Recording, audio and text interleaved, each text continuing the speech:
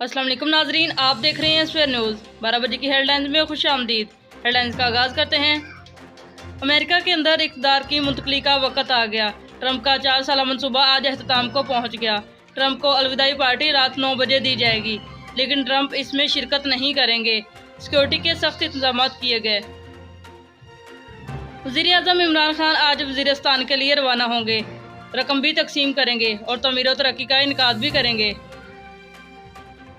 मुल्क भर में कोरोना से 46 अफराद इंतकाल कर गए। कोरोना की मजमूई शरह 5.1 तक पहुँच गई, जबकि अमवात 5 लाख से ज़ायद हो गई।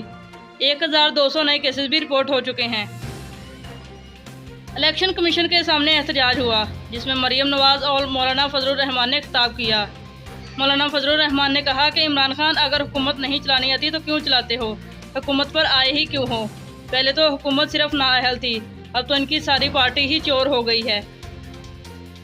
मरियम नवाज़ ने इमरान खान पर इल्ज़ामात लगाए। उन्होंने कहा कि इसने इसराइल और भारत से पैसे लिए हैं। पहले तो पैसे लेते रहे, तब एजेंट याद नहीं आया, अब इन्हें फंडिंग के तौर पर एजेंट याद आ गया है।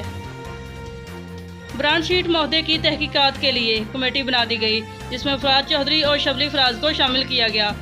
शबली फराज कहते हैं कि सारे अकाउंट्स की तहकीक 45 दिन के अंदर सामने आ जाएगी। पीटीएम के साथ साथ नून लीग और पीपल पार्टी के फंडिंग के केस भी सामने आएंगे। लसबीला में ये खौफनाक हादसा पेश आया। बस के उलटने से 8 अफराद जाँ बाक हो गए, जबकि 22 अफराद जख्मी हो गए। जख्मियों को हस्पताल मुंतकिल कर दिया गया। पंजाब भर के मैदानी इलाकों में धुंध ने डेरे डाल लिए। धुंध बहुत ज़्यादा होने की वजह से मोटरवे बंद हो गई। लाहौर के अंदर एयरपोर्ट भी मुतासिर है।